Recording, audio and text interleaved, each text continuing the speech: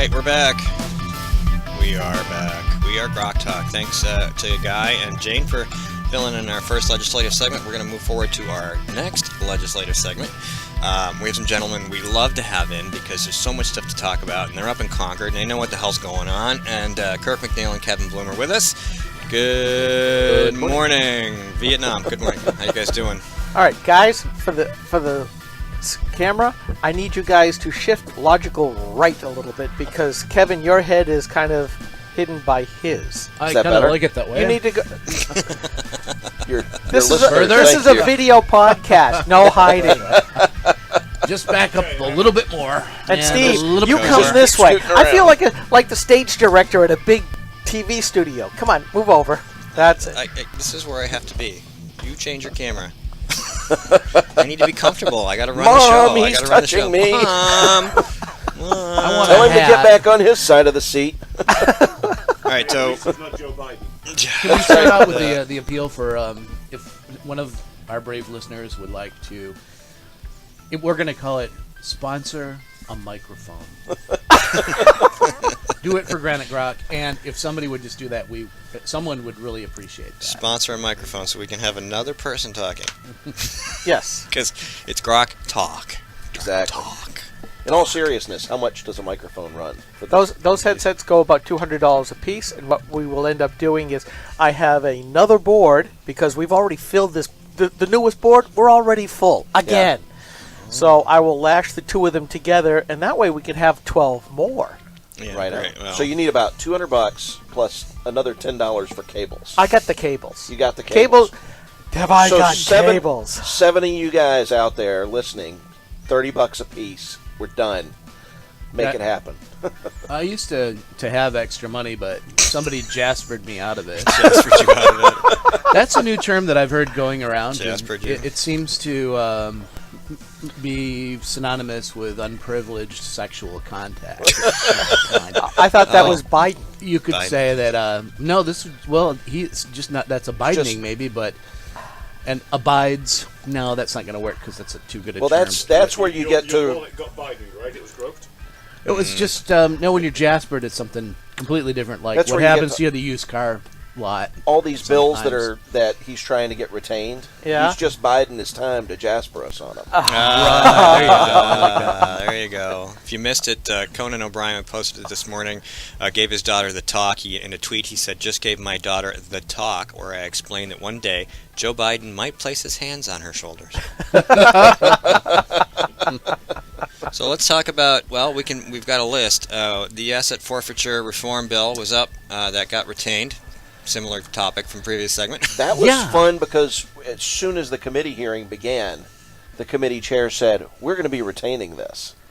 That's much of a discussion. And had said it the week before, and we're happy that so we had been told that, in fact, only 2 people were going to be allowed to speak, and we had Russ Caswell came up, who, of course, owned the motel that was seized in asset forfeiture. Big case in Massachusetts. Oh, yes, Tewksbury. Institute for Justice, got involved, and guy couldn't have possibly paid his legal bills. Even when they got in, he had already spent $100,000, and he had to take out a loan to do that. Or he would have I think this is the important thing in this is a mess. Most people, I didn't know a lot about asset forfeiture until I met you and you came on the show and we talked about it. Now, I assume, even though I'm more informed than most people, obviously there's still things I haven't got a clue about politically and the way the law works and what happens in the real world. Most people have no clue about asset forfeiture, civil asset forfeiture or criminal asset forfeiture.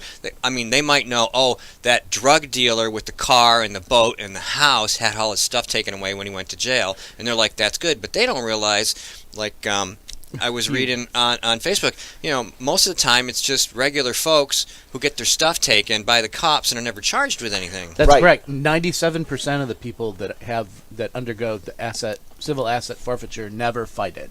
Because the average amount, and we don't have stats from everywhere. I want to make this clear. New Hampshire, the police departments are not required to report, and they don't. And anything you heard to the contrary from the Department of Safety or anything else, that is not true. They gave a couple of numbers. They were all over the place.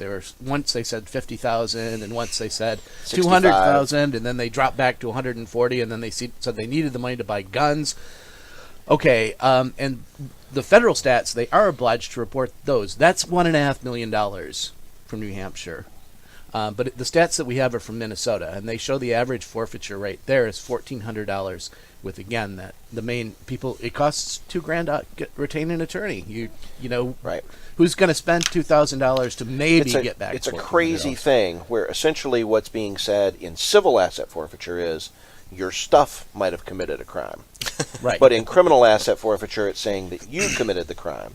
And all this bill is trying to do is to say, before you can actually forfeit the assets, you need to get a conviction for the individual who is involved in And the I think, activity. and I think a lot of people would agree with that. If you, like Kevin, your example, drug dealer, and they've got all this fancy stuff because of their drug dealing, yeah, And snatch all that stuff, and try to make amends. I don't think people have a problem with that, but if I had $10,000 and I missed a stop sign, or I was going 3 miles an hour over the speed limit, and they decide you're guilty, give us that cash, and I'm out. Most people go, what the heck? Actually, you know who needs that drug dealer stuff? This lady. You got Obama phone? Yes, everybody in Cleveland loves minority get Obama phone.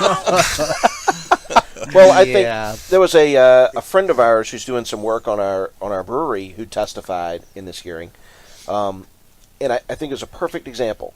He's a contractor. He's got a van that is full of tools and full of stuff that he needs to do or he needs to make his living. He also, as many contractors do, occasionally gets paid in cash. He could have an employee who maybe smokes a little weed on his lunch break or something like that. In his And van. In his van, or near his van, Well, that's true, too. right? Just in his employ, that's all. Just in his employ. Right. Somebody associated with that van and his business.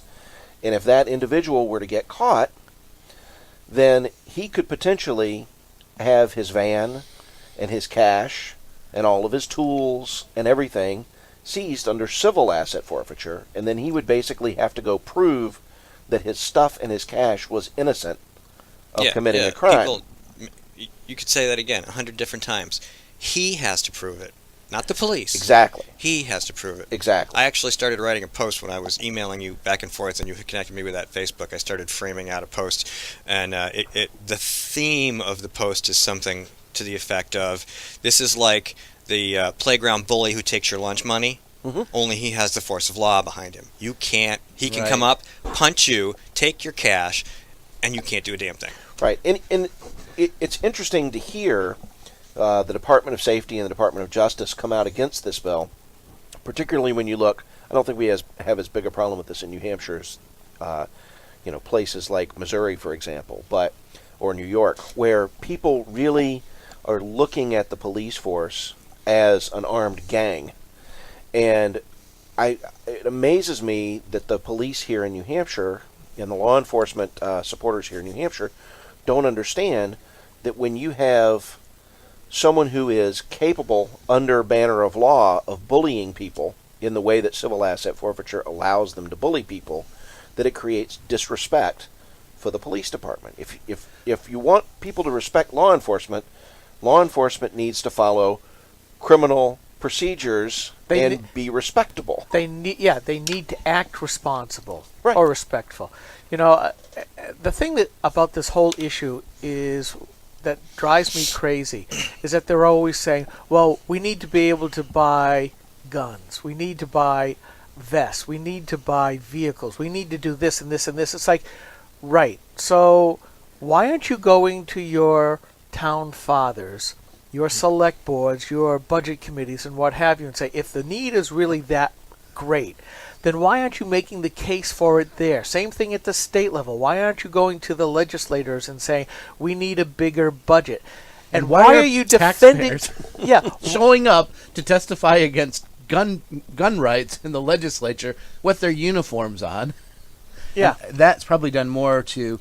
I can't figure it out why law enforcement really seems to want to tick off the gun owners, and that is kind of a tangent. But why are we paying them to show up and testify against citizen legislation? Progressivism. Man should serve the state. No doubt. This is, I don't know, maybe we need to just frame this differently. maybe the mob has to get in on some of this action. When they go get protection money or they shake somebody down, they should call it civil asset forfeiture. That's what they should do. Idea. Because that's what it is, right? Really, Indeed. it's fairly uncivil asset forfeiture. I would call it uncivil, and at some point, I would say, you know what? You need to defend yourself against that robber who's inappropriately wearing a uniform. Well, they do call him Mike, even though he doesn't have one.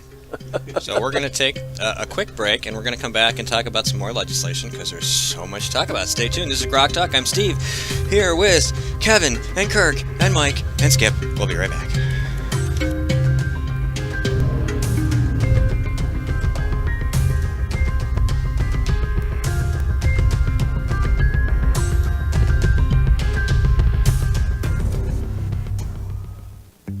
When asked whether she still supports Obamacare, Senator Jeanne Shaheen said, "Yes, I do continue to support the law. We're beginning to see some positive results." how can Senator Shaheen say we're seeing positive results when 22,000 of our neighbors have already lost their health insurance? What's worse, the Boston Globe reports the state's only health insurance provider radically reduced the number of hospitals in their network, forcing some people to drive over an hour for lab work, even when there's a hospital within a few miles of their home. When pressed about lack of access, Shaheen said, There are some hospitals that are not covered, unfortunately, and I certainly hope that's going to change.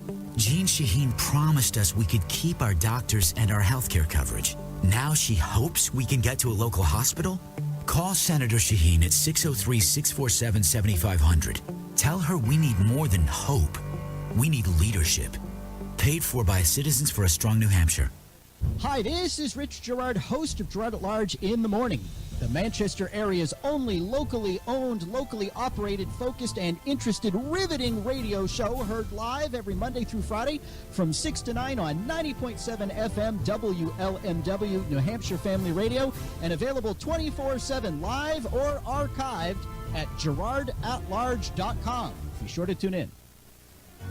This is the Coalition of New Hampshire Taxpayers. We're located at 8 North Main in Concord, New Hampshire. This is a repository for all things conservative and municipal. So if you have a problem in your town, your school, your budget committee, the right to know law, and now at the top of our list is voter fraud. You have a tip for us, some information for us, you want to join or help us out, cnht.org.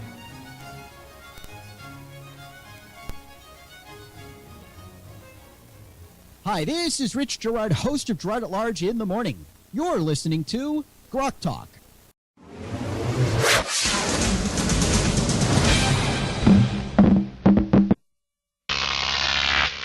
Grok TV.